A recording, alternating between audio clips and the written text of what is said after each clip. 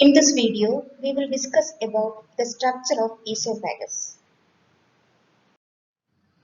Esophagus is a narrow muscular tube extending from pharynx to stomach.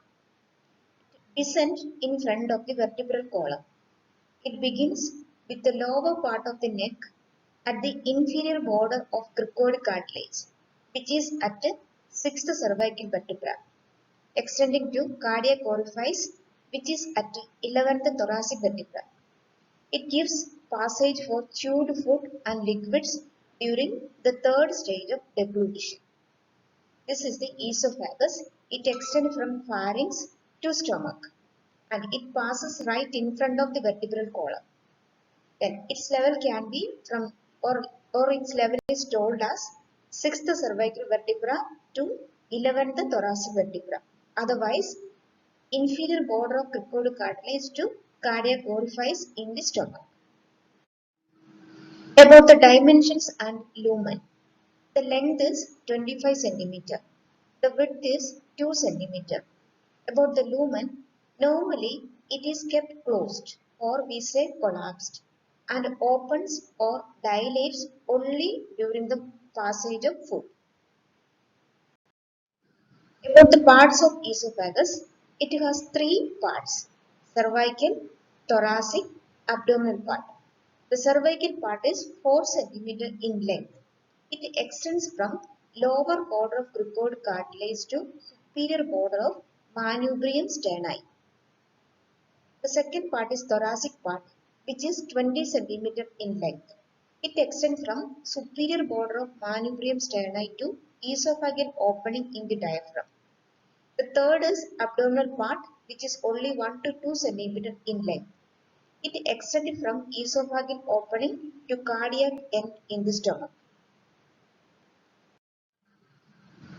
This is the diagram about the three parts of esophagus: cervical, thoracic and abdominal part.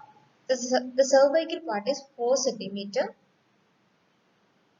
the thoracic part is 20 cm and the abdominal part is 1 to 2 cm. The thoracic part starts from lower border of cricoid cartilage to superior border of manubrium sterni.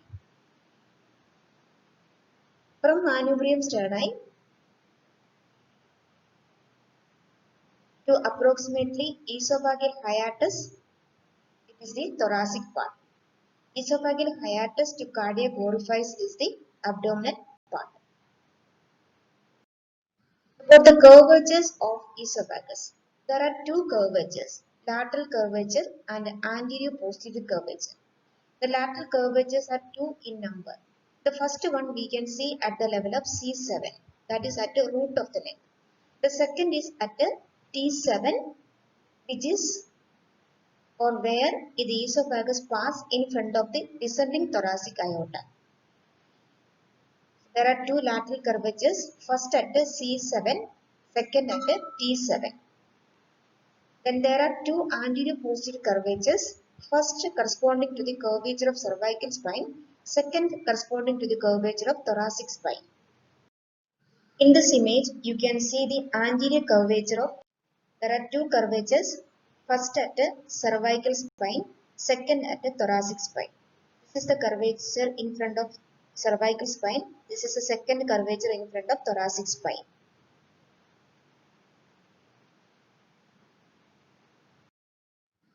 In this image, you can see the lateral curvatures. First at C7 and second at T7. About the anatomical position, esophagus begins in the midline, as we have seen already, at the 6th cervical level or at the lower border of cricoid cartilage. Then it deviates to left at the root of the neck. At C6, it deviates to left at the root of the neck. Again returns to midline at the T5. Then it continues to be in midline till T7, where it deviates again to the left to reach gastric cardia. It passes through esophageal hiatus of the diaphragm at T10. The short abdominal part of esophagus forms a groove in the left lobe of liver. It ends at T11 in the gastric cardiac orifice. It starts at C6, then it turns to or deviates to left, and again it returns to midline at T5. Again it turns to left at T7.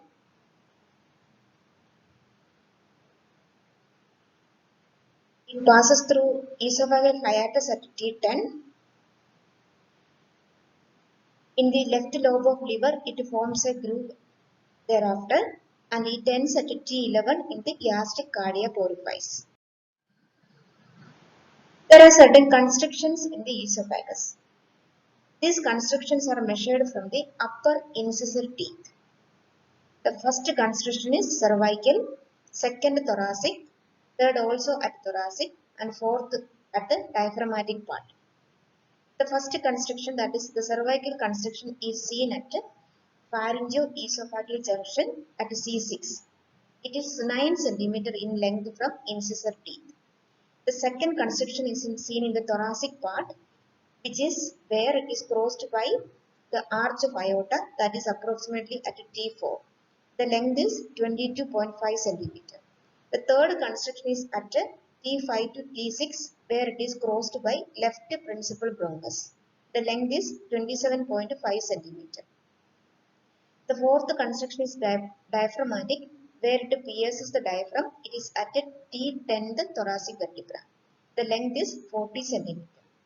The first one at pharyngoesophageal junction, second at where it is crossed by arch of aorta, that is at T4, third T5 to T6, where it is crossed by left principal bronchus, and the last one is at T. This image explains the different positions of the first constriction is at 9 cm. As we already told, the length is measured from the level of upper central incisor.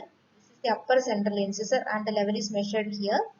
The first one is at 9 cm, second at 22.5 cm, third at 27.5 cm, and the fourth one at 40th cm.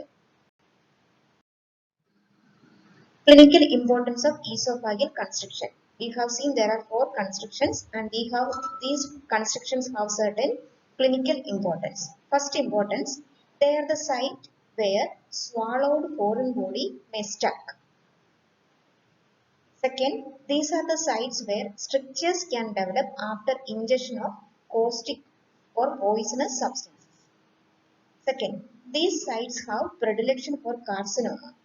Fourth, these are sites through which it might be difficult to pass esophagoscope or gastric tube.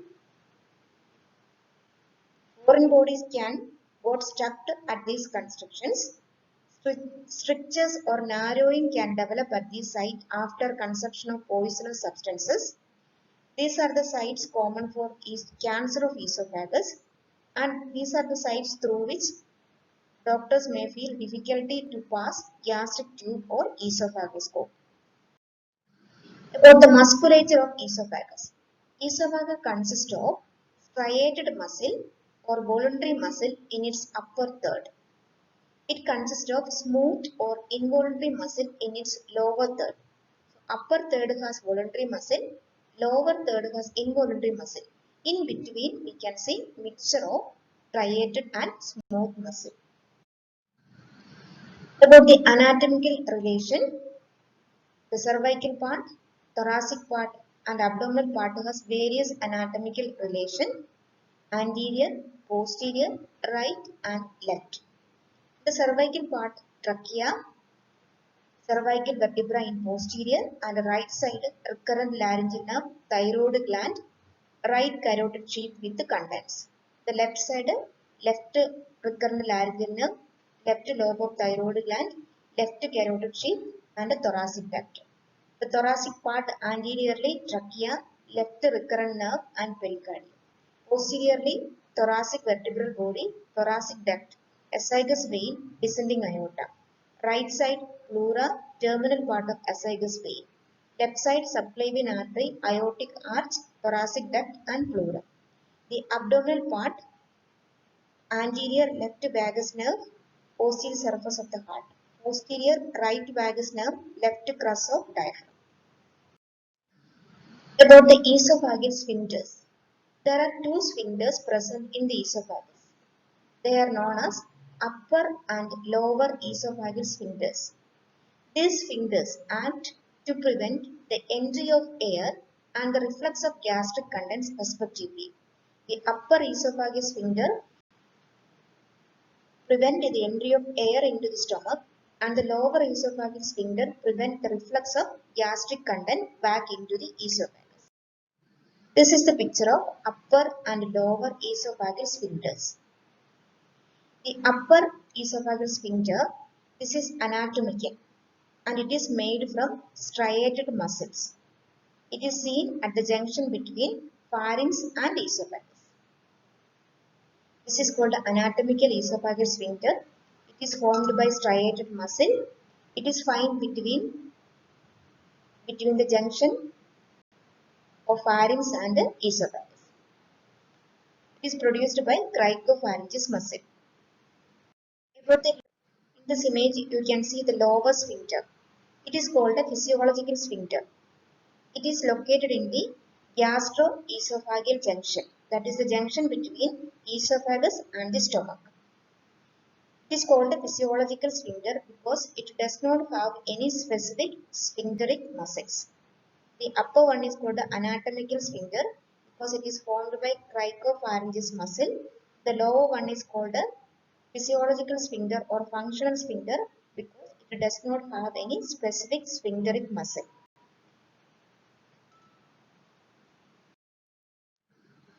About the arterial supply, the cervical part is supplied by inferior thyroid artery. The thoracic part is by esophageal branches of descending thoracic aorta and bronchial artery. The abdominal part is supplied by esophageal branches of left gastric artery and left inferior phrenic artery.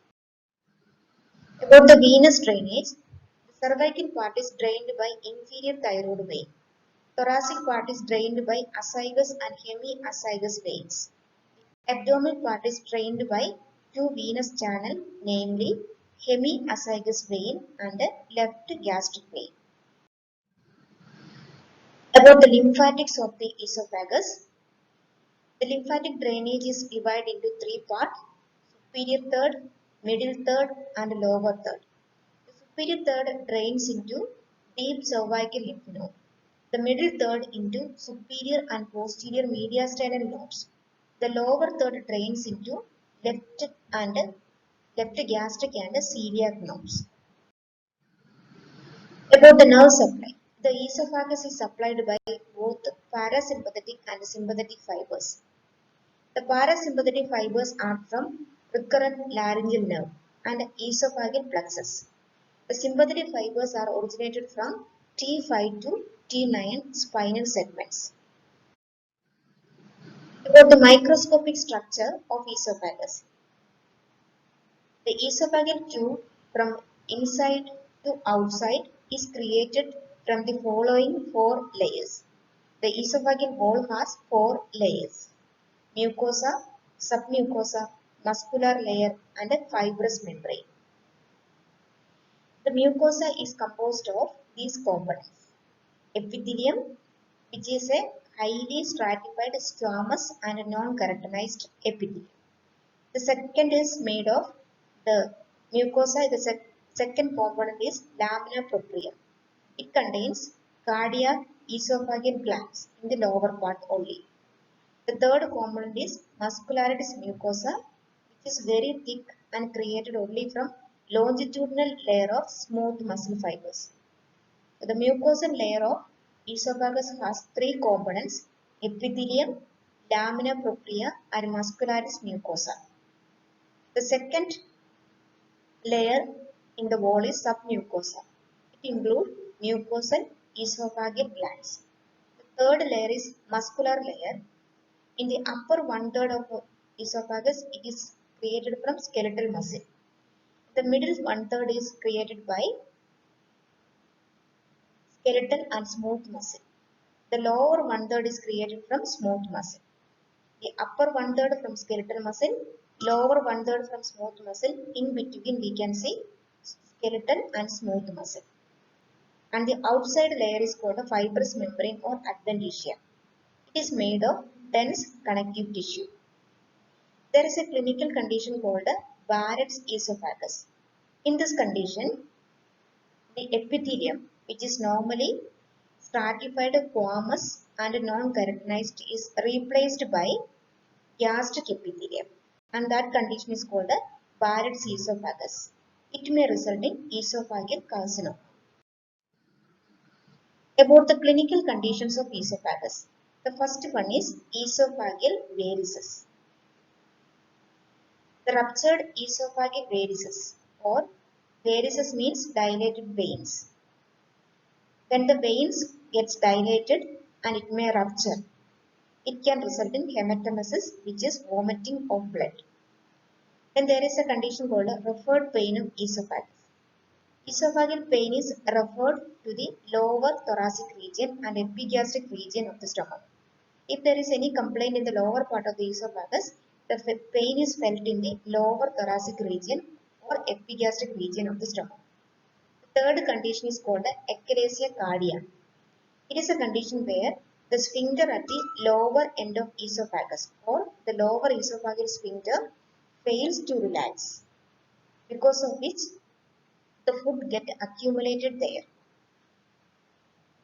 The food has to pass to the stomach when the lower esophageal sphincter relaxes. When there is failure of relaxation of lower esophageal sphincter, the food gets accumulated over there, result in regurgitation. That is called achalasia cardia. The fourth condition is dysphagia, which is a difficulty in swallowing. The fifth condition is tracheoesophageal fistula, where there is a communication between esophagus and trachea. Normally, esophagus is an independent tube. Trachea is also an independent tube. When there is a communication or channel between these two, it is called a tracheoesophageal fistula.